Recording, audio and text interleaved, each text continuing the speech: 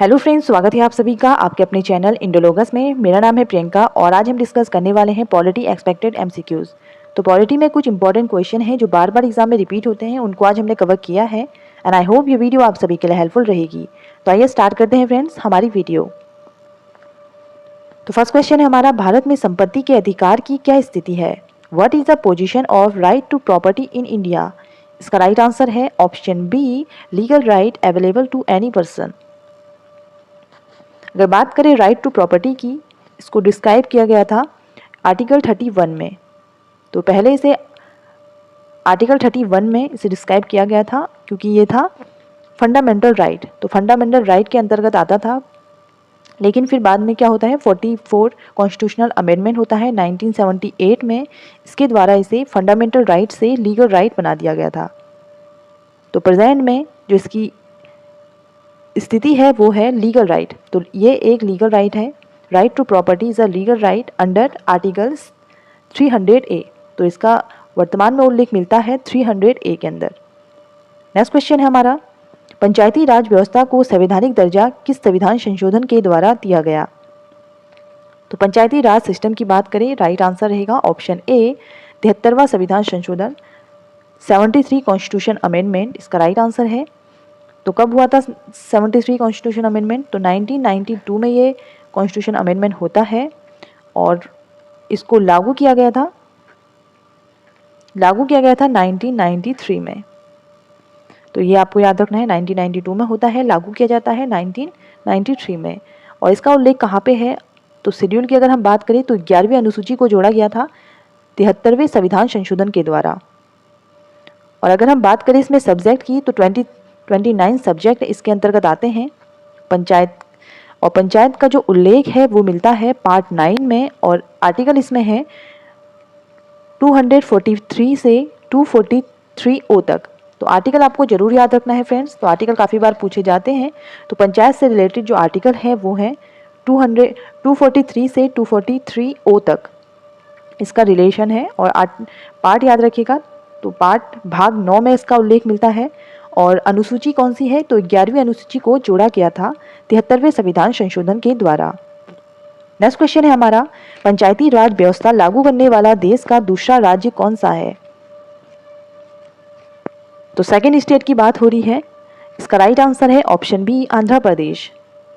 तो आंध्र प्रदेश को जोड़ा गया था, आंध्र प्रदेश दूसरा राज्य था जिसने पंचायती राज सिस्टम को इम्प्लीमेंट किया था।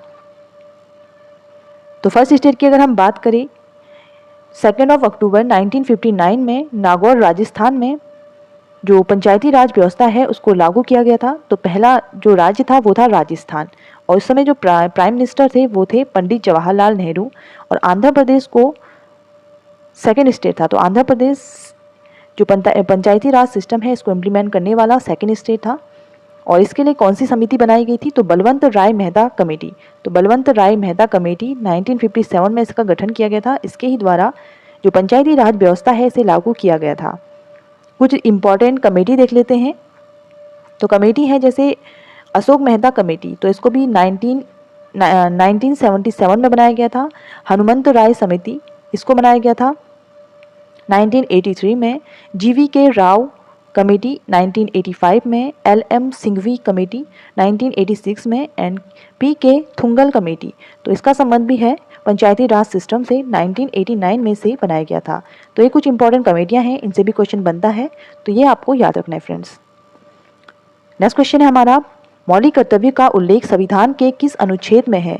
तो फंडामेंटल ड्यूटीज़ की अगर हम बात करते हैं तो मौलिक कर्तव्य की अगर हम बात करें तो इसका उल्लेख मिलता है ऑप्शन बी, आर्टिकल 51A।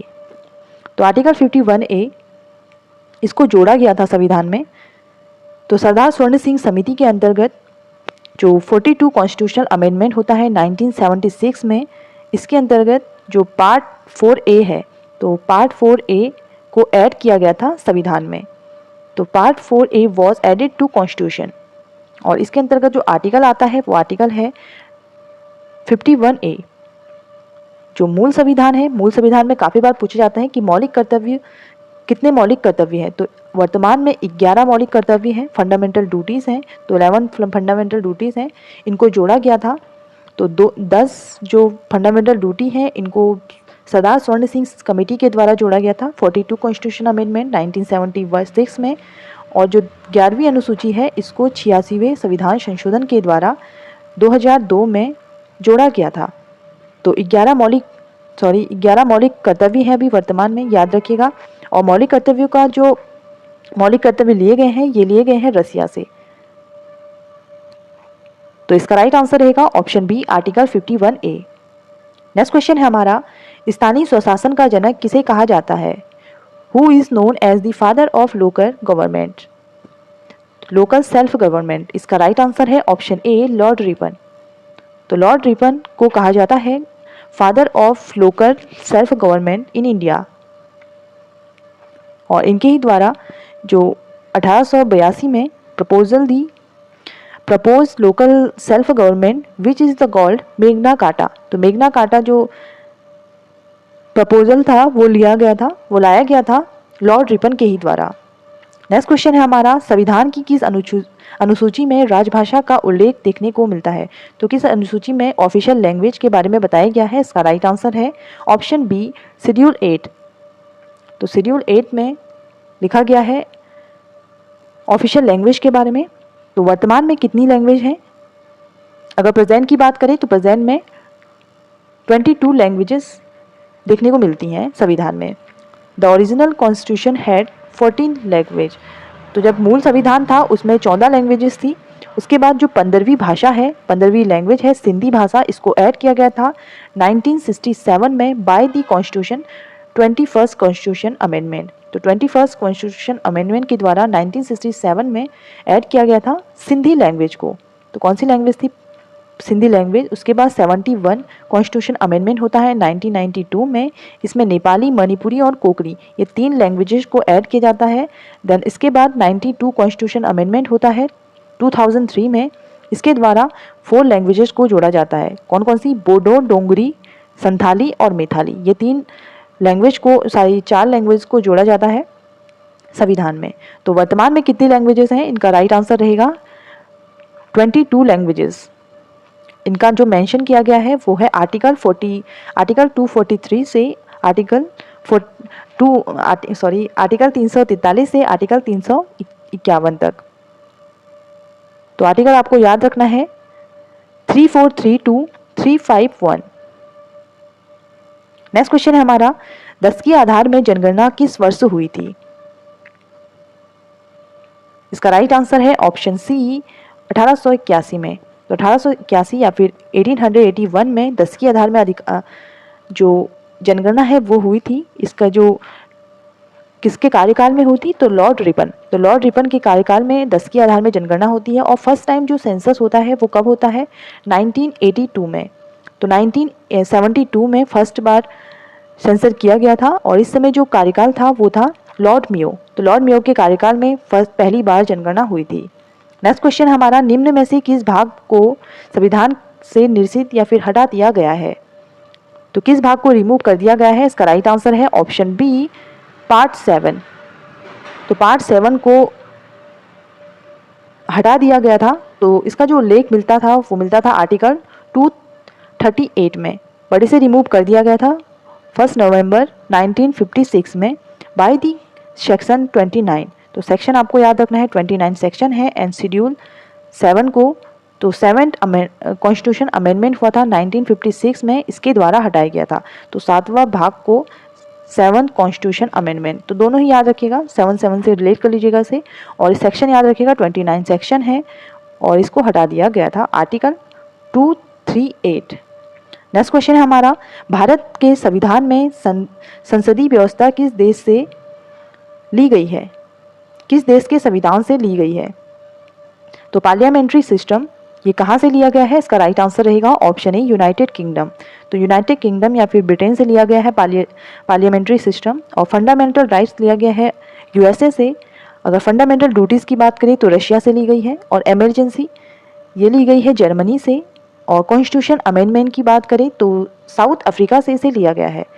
तो कॉन्स्टिट्यूशन अमेंडमेंट इसका उल्लेख मिलता है 368 में। तो 368 में इसका उल्लेख देखने को मिलेगा आपको कॉन्स्टिट्यूशनल अमेंडमेंट का। इसको लिया गया है साउथ अफ्रीका से। नेक्स्ट क्वेश्चन है हमारा, लोकसभा के प्रथम अध्यक्ष कौन थे? तो who was the first speaker of Lok Sabha? इसका राइट आंसर है ऑप्शन सी, जी.वी. मावलकर। तो G V. Mavalankar is the first Lok Sabha speaker of India. तो इनका जो कार्यकाल था वो कब से था? तो 1952 टू 1956, और इनका जो टेन्योर रहता है वो रहता है 5 ईयर। तो 5 साल के लिए लोकसभा जो स्पीकर है इनका कार्यकाल रहता है। और प्रेजेंट में जो लोकसभा स्पीकर हैं, जो 17वीं लोकसभा स्पीकर हैं ये हैं ओम बिरला। तो 17 लोकसभा चल रही है अभी, और इसके जो स्पीकर है वो है ओम बिरला। और लोकसभा का जो मेंशन किया गया है वो है आर्टिकल 81। तो नेक्स्ट क्वेश्चन है फ्रेंड्स, भाषा के आधार में सर्वप्रथम गठित किए जाने वाले राज्य कौन सा है? राइट आंसर रहेगा इसका ऑप्शन बी, आंध्र प्रदेश। तो आंध्र प्रदेश है जिसे भाषाई आधार पे गठित किया गया था। इसका गठन कब हुआ था? 1 नवंबर 1956 में। और यहाँ की लैंग्वेज कौन सी है? तेलुगु लैंग्वेज। तो तेलुगु लैंग्वेज आंध्र प्रदेश से रिलेट करती है। नेक्स्ट क्वेश्चन है हमारा, प्रस्तावना में साम्यवादी और धर्मनिरपेक्ष शब्द को किस संविधान संशोधन के द्वारा जोड़ा गया? इसका राइट आंसर रहेगा option C, added by the 42 constitution amendment. तो 42 कॉन्स्टिट्यूशन अमेंडमेंट 1976 में हुआ था, और इसके द्वारा ही जो प्रस्तावना है इसमें 3 न्यू वर्ड को ऐड किया गया था। तो साम्यवादी, धर्मनिरपेक्ष और अखंडता, सोशलिस्ट, सेक्युलर एंड इंटीग्रिटी, ये 3 वर्ड को ऐड किया गया था प्रस्तावना में। और प्रस्तावना में केवल एक बार ही संविधान जो प्रस्तावना है उसमें संशोधन किया गया है। कितनी बार संशोधन किया गया है? तो ओनली 1 टाइम। तो 1 टाइम संशोधन किया गया है 42 कॉन्स्टिट्यूशन अमेंडमेंट के द्वारा। नेक्स्ट क्वेश्चन है हमारा, राष्ट्रपति का कार्यकाल कितने वर्ष का होता है? इसका राइट आंसर रहेगा ऑप्शन ए, 5 ईयर। तो 5 ईयर का इसका कार्यकाल रहता है। और इसका उल्लेख कहाँ पे मिलता है हमें? तो आर्टिकल 56 में term of office of the president. तो इसका उल्लेख कहाँ है? तो 56 में लिखा गया है कार्यकाल के बारे में प्रेसिडेंट के। अगर भारत के राष्ट्रपति की बात करें तो भारत का राष्ट्रपति होगा, आर्टिकल 52 है। आर्टिकल 53 में है यूनियन एग्जीक्यूटिव पावर। तो संघ कार्यकारी शक्तियों के बारे में लिखा गया है इसमें। आर्टिकल 54 की बात करें तो electoral council of the president. Article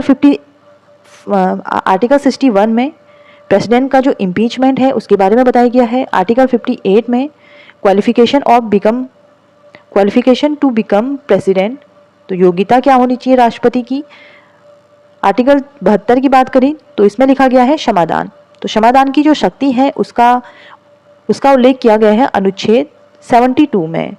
audience की बात करें तो अध्यादेश, इसका जो उल्लेख मिलता है वो मिलता है आर्टिकल 1, 2, 3 में। तो ये राष्ट्रपति से रिलेटेड कुछ आर्टिकल्स हैं। आई होप ये आपको सभी को हेल्पफुल रहेंगे आप सभी के लिए। तो नेक्स्ट क्वेश्चन है फ्रेंड्स, भारत के संविधान में पहला संविधान संशोधन कब हुआ? तो पहला संशोधन कब हुआ था? इसका राइट आंसर रहेगा ऑप्शन सी, 1951 में। तो 1951 में फर्स्ट कॉन्स्टिट्यूशन अमेंडमेंट होता है। इसका जो संबंध है वो है लैंड रिफॉर्म से। तो लैंड रिफॉर्म से इसका संबंध है, तो लैंड रिफॉर्म से संबंधित है, और इसे जोड़ा गया था शेड्यूल 9 में। तो शेड्यूल 9 में इसे जोड़ा गया था। तो संविधान संशोधन 1 के द्वारा कौन सी अनुसूची को जोड़ा गया था? तो 9वीं अनुसूची को संविधान में जोड़ा गया था 1951 में। नेक्स्ट क्वेश्चन है हमारा, भारत के अटॉर्नी जनरल किसके द्वारा नियुक्त किए जाते हैं? अटॉर्नी जनरल को किसके द्वारा अपॉइंट किया जाता है? इसका राइट आंसर रहेगा option C, president of India. तो राष्ट्रपति के द्वारा अपॉइंट किया जाता है, और इसका अनुच्छेद है आर्टिकल 76। तो आर्टिकल 76 में ही लिखा गया है अटॉर्नी जनरल के बारे में। और प्रेजेंट में अटॉर्नी जनरल है हमारे के वेणुगोपाल। नेक्स्ट क्वेश्चन हमारा, सिक्किम को किस संविधान संशोधन के तहत भारत का अभिन्न अंग बनाया गया? तो सिक्किम से रिलेट कौन सा कॉन्स्टिट्यूशन अमेंडमेंट है? इसका राइट आंसर रहेगा ऑप्शन डी, 36। तो 36 कॉन्स्टिट्यूशन अमेंडमेंट 1975 में हुआ था। और ये किससे रिलेट करता है? तो सिक्किम से ये रिलेट करता है। तो सिक्किम को 22वां राज्य बनाया गया था इसके तहत, और इसकी जो स्थापना थी सिक्किम की 16 मई 1975 में की गई थी। नेक्स्ट क्वेश्चन है हमारा, शिक्षा का अधिकार अधिनियम किस वर्ष का अधिनियम है? राइट टू एजुकेशन एक्ट, इसका राइट आंसर रहेगा 2009।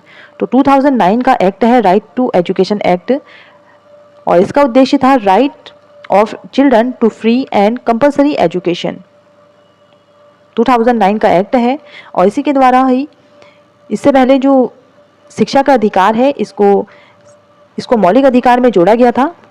किससे जोड़ा गया था? तो 86 कॉन्स्टिट्यूशन अमेंडमेंट। तो 86 कॉन्स्टिट्यूशन अमेंडमेंट 2002 में हुआ था और इसके द्वारा ही जो राइट टू एजुकेशन है इसको मौलिक अधिकार फंडामेंटल राइट बनाया गया था और इसका उल्लेख मिलता है 21 ए आर्टिकल। तो आर्टिकल 21 ए में इसका उल्लेख देखने को मिलता है शिक्षा का अधिकार। तो शिक्षा का अधिकार से संबंधित कौन सा आर्टिकल है? तो 21 ए 86 कॉन्स्टिट्यूशन अमेंडमेंट 2002, ये आपको याद रखना है फ्रेंड्स। नेक्स्ट क्वेश्चन है हमारा, संविधान के किस अनुच्छेद में संयुक्त बैठक का उल्लेख मिलता है? तो संयुक्त बैठक का उल्लेख मिलता है ऑप्शन बी आर्टिकल 108 में। तो आर्टिकल 108 में जो जॉइंट सिटिंग है उसके बारे में बताया गया है, पार्लियामेंट में जॉइंट सिटिंग। तो कौन बुलाता है जॉइंट सिटिंग?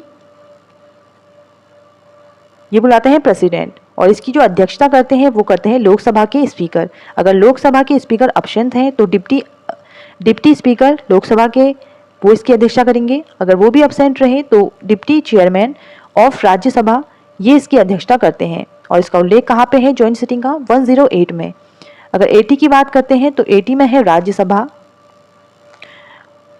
और 110 आर्टिकल 110 की बात करें तो इसमें लिखा गया है धन विधेयक या फिर मनी बिल। तो मनी बिल के बारे में बताता है ये आर्टिकल 112 112। तो इसमें लिखा गया है वार्षिक वित्तीय विवरण या फिर बजट इसे हम कह सकते हैं। तो इसका उल्लेख कहाँ मिलता है? तो 112 अनुच्छेद में मिलता है।